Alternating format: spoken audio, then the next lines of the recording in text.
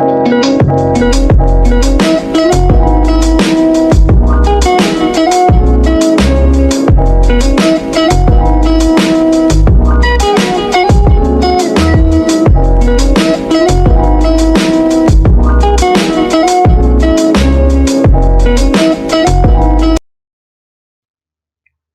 pemikiran fikih.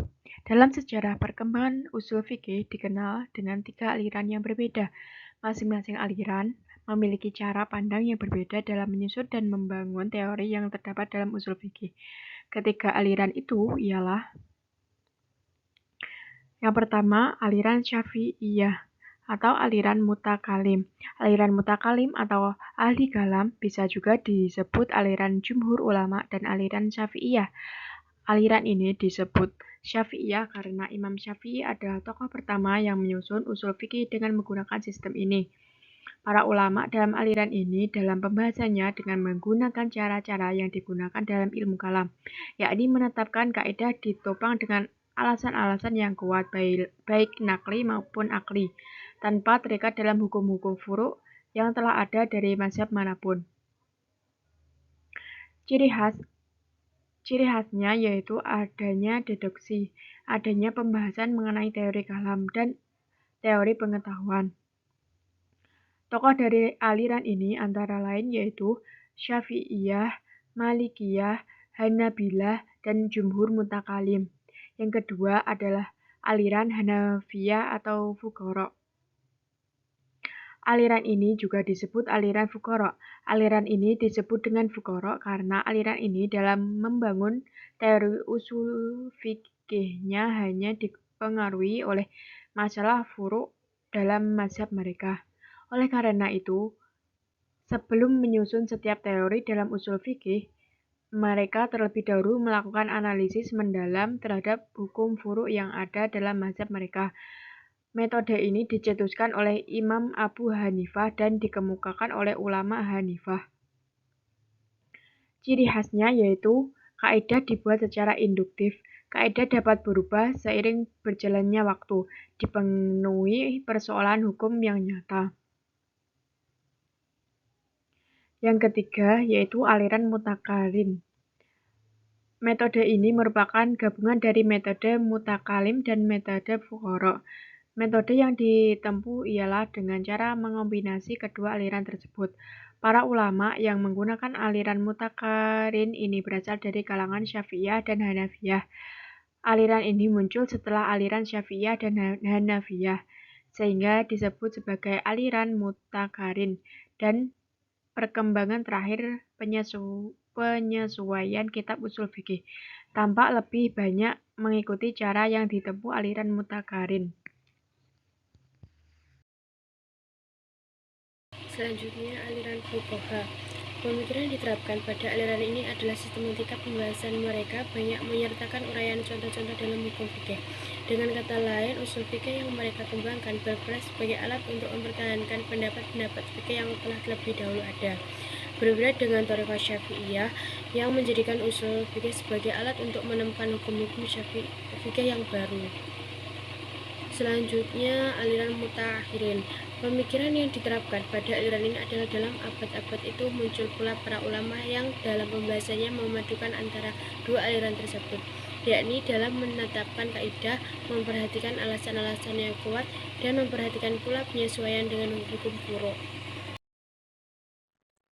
Aliran tasawuf. Aliran tasawuf merupakan ajaran bagaimana menyucikan jiwa, menjernihkan akhlak, membangun dohir dan batin, serta untuk memperoleh kebahagiaan abadi. Aliran tasawuf terbagi menjadi 4. Yang pertama yaitu tasawuf akhlaki. Secara istilah, tasawuf akhlaki adalah ajaran tasawuf yang membahas tentang kesempurnaan dan kesucian jiwa yang diformulasikan pada pengaturan sikap mental dan pendisiplinan tingkah laku yang ketat guna mencapai kebahagiaan yang optimal. Tasawuf akhlaki terbagi menjadi 3. Yang pertama tahalli, yang kedua tahali, dan ketiga tajali.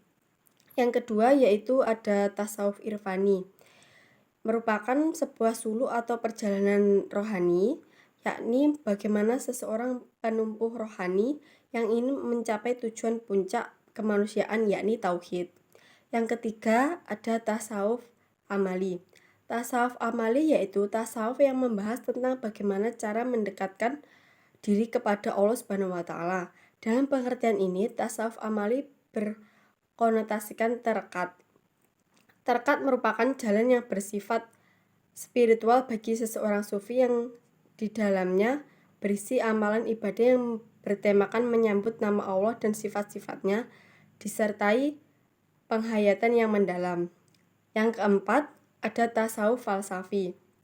Tasawuf falsafi yaitu tasawuf yang ajaran-ajarannya memadukan antara visi intuitif dan rasional. Tasawuf falsafi tidak dapat dipandang sebagai filsafat karena ajaran dan metodenya didasarkan pada rasa dan tidak bisa dikategorikan pada tasawuf yang murni karena sering diungkapkan dengan bahasa filsafat. Tokoh-tokoh aliran tasawuf. Yang pertama, tokoh-tokoh tasawuf akhlaki. Yang pertama, Hasan al-Basri. Nama lengkapnya adalah Abu Said al-Hasan bin Yasar. Ia adalah seorang zahid yang amat masyhur di kalangan tabi'in. Ia lahir di Madinah tahun 21 Hijriah dan wafat tahun 110 Hijriah. Yang kedua ada Al-Muhasibi. Nama lengkapnya adalah Abu Abdillah Al-Haris bin Asad Al-Muhasibi. Dilahirkan di Basrah, Irak tahun 165 Hijriah dan wafat tahun 243 Hijriah. Yang ketiga ada Al-Ghazali. Nama lengkapnya adalah Abu Hamid Muhammad bin Taus al-Tusi Asy-Syafi'i Al-Ghazali dan mendapatkan gelar Hujjah al-Islam.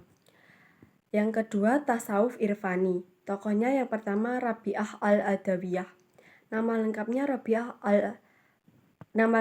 Rabi'ah adalah Rabi'ah bin Ismail al-Adawiyah al-Basyariyah al-Qasyariyah.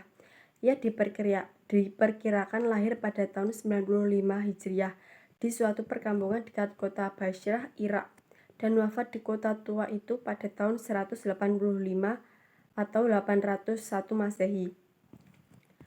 Selanjutnya yang kedua, Zunnun al-Misri. Zunnun al-Misri memiliki nama lengkap Abu al-Faid Tasawubah bin Ibrahim. Dilahirkan di salah satu kawasan di Mesir bernama Echim pada tahun 180 Hijriah dan wafat pada tahun 246 Hijriah. Selanjutnya, tokoh tasawuf amali. Yang pertama, Syekh Abdul Qadir Jailani. Syekh Abdul Qadir Jailani dilahirkan tahun 470 Hijriah dan wafat tahun 561 Hijriah. Yang kedua, Ahmad Abu Hasan Ar-Rifai. Nama lengkapnya adalah Ahmad bin Ali bin Abbas, wafat tahun 578 Hijriah. Selanjutnya, tokoh tasawuf falsafi. Yang pertama, Abu Yazid al-Bustami. Nama kecilnya ialah At-Taifur dan wafat pada tahun 261 Hijriah. Ajaran tasawuf yang terpentingnya darinya adalah fana dan baka. Yang kedua ada Al-Halaj. Nama lengkapnya Husain bin Mansur bin Muhammad Al-Halaj. Lahir di Persia tahun 244 Hijriah. Kita akan membahas tentang aliran teologi. Sebelum itu, kita akan masuk terlebih dahulu terhadap kemunculan aliran teologi itu sendiri. Teologi adalah ilmu yang membahas tentang tauhid, sedangkan tauhid sama dengan akidah. Ilmu ini tumbuh di dalam Islam sebagaimana agama-agama lain sebelumnya karena beberapa faktor yang menyebabkan pertumbuhannya kemudian berkembang dari waktu ke waktu. Ilmu ini tidak tumbuh langsung menjadi sempurna, melainkan keadaannya seperti keadaan ilmu-ilmu Islam yang lain yang pada mulanya terbatas ruang lingkup pembahasannya, kemudian meluas dan berkembang. Al-Quran merupakan kitab suci agama Islam yang mengajak umat Islam untuk berpikir, melakukan penalaran, dan memperhatikan dengan indera, dicerna dengan akal pikiran, agar orang-orang yang melakukannya, khususnya dalam akidah-akidah keagamaan. Karena itu, orang-orang Islam harus menggunakan akalnya untuk memahami Al-Quran, Sunnah, dan hadis Nabi. Ada orang yang bertanya kepada Rasulullah SAW tentang apa yang tidak mereka pahami dan tidak ketahui. Kemudian beliau menjelaskannya. Ketika beliau wafat, muncul masalah jabatan khalifah dan siapa yang berhak memangkunya. Ada pro kontra terhadap kekhalifahan tersebut. terjadi pembunuhan terhadap Utsman bin Affan dan Ali bin Abi Thalib. Hal ini menjadi salah satu sebab yang menimbulkan perbedaan pendapat dan perdebatan. Setelah terjadi perang saudara dengan terbunuhnya Utsman bin Affan, kaum muslimin berbeda pendapat tentang dosa besar dan iman. Berangkat dari perbedaan pendapat tersebut, muncul golongan Khawarij, Murji'ah, dan Mu'tazilah. Aliran Khawarij. Aliran ini berhadapan dengan kasus pembunuhan atau dosa besar yang menjadi polemik pada masa itu. Jika diganti dari metodologi berpikir, pendirian ini berpangkal pada keutuhan mutlak antara unsur-unsur iman yang terjadi dari pembenaran dalam hati dengan realisasinya, keutuhan mutlak yang dituntut oleh Khawarij antara iman dan hati dan perilaku praktis, sudah barang pasti membawa pada konsekuensi bahwa pembunuh adalah orang yang tidak memiliki iman dalam hati. Dengan kata lain, ia menjadi kafir. Selanjutnya adalah aliran Murji'ah. Al-Hasan bin Ali bin Abi Thalib, Abu Hanifah, Abu Yusuf, dan beberapa ahli hadis kemudian dikenal dengan sebutan Murji'ah.